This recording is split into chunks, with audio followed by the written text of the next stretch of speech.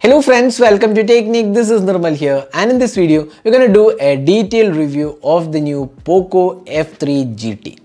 So Poco F3 GT can be actually called as a successor of the Poco F1 launched in 2018. So after Poco F1 there was no successor basically for the Poco F1. The Poco F2 did not launch in India.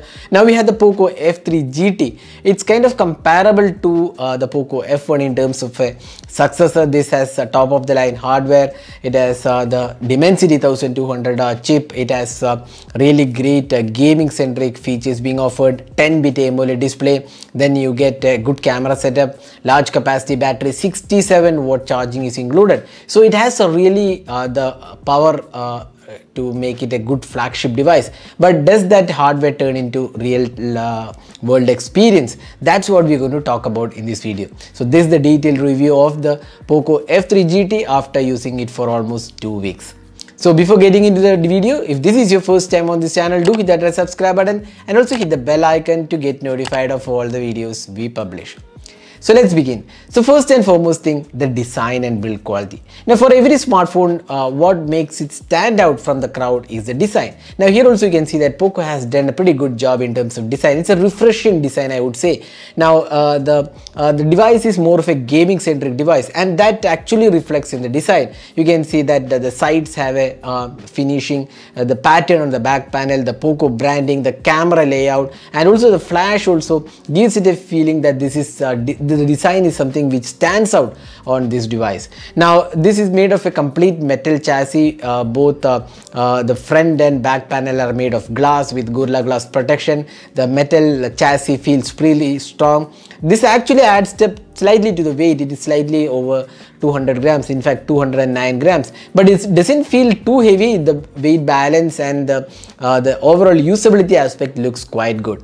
Now the build quality is superb on this device. This is again, as I said before, it's a metal chassis with glass built on the front and the back panel. So in terms of overall fit and finish and build quality, it feels really good. Now we have two additional buttons available here. These are magnetic buttons or rather magnetic triggers for gamers. So we'll talk about that when we talk about the gaming review. So this is something which is quite unique on this device. So if you are a gamer, this should help you in better gaming experience. Now if you look at the front panel design, you can see that there is a punch hole selfie camera which is placed center. Now the bezels at the bottom are kind of surprisingly low. So in fact the screen to body ratio is definitely good here. So overall in terms of design and build quality, Poco has done a really good job. It's a well built device and a refreshing design in terms of overall experience. So that's the Poco F3 GT in terms of design and build quality. Now next let's talk about the display. Now this device is one of those devices which comes with really good display experience. It's an full HD plus resolution display. It's a 120Hz refresh rate, and this is a 10-bit AMOLED panel with 1 billion colors offered. So is there a difference between 8-bit and 10-bit AMOLED panel? Obviously yes, but is it actually visible to the naked eye? It may or may not be, that depends actually, but 10-bit AMOLED experience is definitely good because it has much better color reproduction, and also it has HDR10 support. So it's one of those devices which provides something which is really great in terms of display experience, especially if you're watching movies or online OTT platforms like Netflix. It also comes with wideband L1 support. So display experience is superb on this device. So probably one of the best displays out there in the sub 30K price segment. So Poco F3 GT has the Corning Gorilla Glass 5 support, as I said before, on the display as well as the back panel. So you're fairly protected in terms of display experience, and this also has HDR10 plus support. So display is one of the good aspects about the Poco F3 GT. Next, moving on to the software. Now Poco F3 GT comes with the MIUI 12.5. Now on top of that you get Android 11. Now MIUI 12.5, we have done a detailed video on that. It is a kind of different experience when compared to the previous MIUI versions. It's more smooth, and actually the response rate is also really good. Here also you get a really smooth UI, and in our testing of 2 weeks we didn't see actually any sort of bugs here. So it's a well refined UI, and the amount of bloatware shipped are also reduced drastically. You can actually uninstall a lot of pre-installed apps as well. So the MIUI 12.5 experience is definitely a refreshing change on the Poco, and there are absolutely no ads on this UI. So MIUI 12.5 does a pretty good job in terms of overall experience, and as you all know, MIUI offers plethora of options to choose. So it's a well designed UI in terms of additional features being offered, and also the experience feels quite good. Now next, let's talk about the performance. So this is the Dimensity 1200 chip which is powering this device. We get 6GB RAM and 8GB RAM, and you get 128GB storage as well as 256GB storage is offered. Now this is LPDDR4X RAM, and UFS 3.1 storage support is included. Now if you look at the performance side, now this device comes with a really good performance all around. The overall experience in day-to-day task is exceptional, and there is absolutely no lag or heating issues. It plays games pretty smoothly, although you may not get very high graphic options like the Qualcomm's 870 chip, but the Poco F3 GT provides good options. We have actually done the gaming performance test of this device.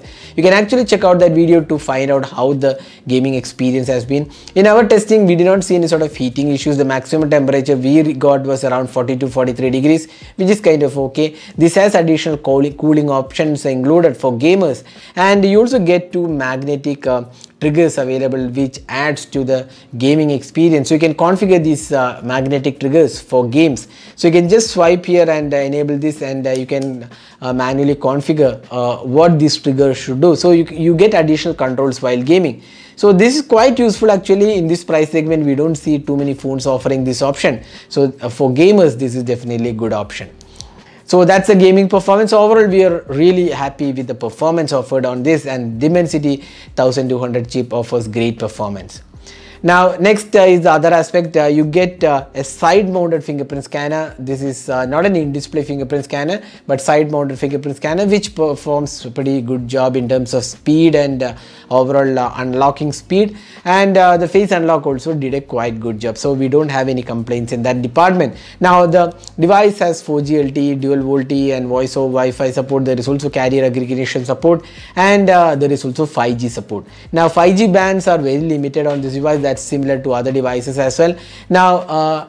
Now here in terms of 5G experience, I would like to say something here. Now if you are buying a new smartphone, if this is 5G device, it's well and good. You can have additional future proofing with the 5G. But if you are buying a new smartphone and you're looking for 5G, I would say you shouldn't be investing right now on a 5G device. You can buy a 5G device, but you're buying a device especially for 5G, that doesn't make sense, because we do not know which band the 5G is going to come in India. Now all the OEMs are trying to find out N77 and N78 bands which are expected in India, but we don't know, or we don't have any clarity. So it's not really advisable to go behind the 5G devices. But if you are okay with the device and if it has 5G, then that's not a problem. But you shouldn't skip a 4G device and buy a 5G device just for the 5G factor. So I just thought of telling this because most of you are asking how many bands are supported. So this device, similar to other devices, does not have a lot of bands. So that's kind of limitations, because the brands also don't know which band 5G is going to come. Now the call quality is really good, and again the experience with Jio and Vodafone, whatever we have tested, was really good. Now the dual stereo speakers works really well. One of the good sound output we have on this device, and the sound quality is again exceptional on this device. Now next, let's talk about the camera.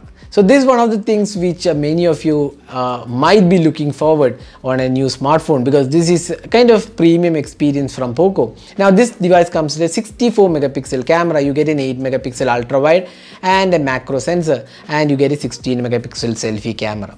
Now the camera sensor is an OmniVision sensor. We have done a detailed camera review. In that we have mentioned that this is an OmniVision sensor. Now OmniVision sensor doesn't mean it's a bad experience. In fact, the camera performance was quite good. We did a detailed video and we found found that the overall experience with the daylight shots came out quite well. The colors are more or less natural, there is no oversaturation issues, the details are good, the sharpness levels are adequate, but although we did see some over sharpening happening at times, but not a major concern though. But overall we feel the experience with the rear camera was good. Now the ultra wide angle did a decent job altogether. The macros are quite okay, but not as good as the Mi 11X, where we have a telephoto tele macro lens. Now the portraits were quite good. Now the low light experience again was quite okay. This is an f1.6 aperture lens, and it did quite decent job overall in terms of low light experience, if not the best, but still we would say this is quite good experience in terms of low light. Now again, there is a bit of over sharpening issue with the low light.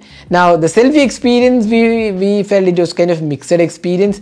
Some might like the selfie experience, and this is definitely okay, but again the skin tones are not very natural, but overall we feel it's quite a good device in terms of selfie experience. So overall in terms of camera experience, the Poco GT or Poco F3 GT does deliver quite a good camera experience, although there is room for improvement, especially the over sharpening issue. Otherwise it's kind of a good capable shooter in this price segment.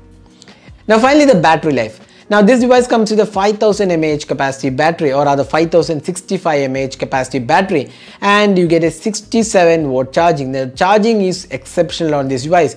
We did the charging test and we got around 45-46 minutes to 0 to 100%, which is really good performance, and the battery life is also stellar on this device. With even heavy usage we could get almost like 1.5 days of battery life with a 5065 mAh capacity battery. Now remember, a lot of smartphones in this price segment are coming with around the 4300 or 4500 mAh capacity battery, and this is where the Poco F3 GT stands out with an additional 500 mAh capacity battery that helps in better battery life too. So that is the battery life. Now summing up, so how good is the Poco F3 GT, which is priced at 27,000? Now Poco F3 GT makes really great value for money. Now the pros include great build quality, it's a superb material quality, then display is exceptional, sound performance is good, the speakers, dual speakers work really well, and now the software experience is good. Now again, the performance is really good. It's a really superb performance for this price segment. The cameras are kind of okay, although there is a bit of improvement needed, and the battery life is really good. Now the cons of the device, actually there isn't any major con, although we would have liked a slightly better camera experience overall. It's not bad actually, but there is still room for improvement. That's what we feel. It should get refined over a period of time, so that's what we feel. So otherwise the Poco F3 GT is great value for money at 27,000 price segment, and we feel this is probably the best bet you can get for 27,000 rupees in India right now, because it has a beautiful design, good displays, and it also comes with IP53 rating. Not too many phones offer that in this price segment. So finally we can say we have a really good worthy successor to the Poco F1, and this makes fantastic value for money at 26,999. So that is a detailed review of the Poco F3 GT. Hope you enjoyed watching this video. Do hit that like button and also hit that subscribe button for more videos. Thanks for watching. Hope to see you in our next video. Have a great day.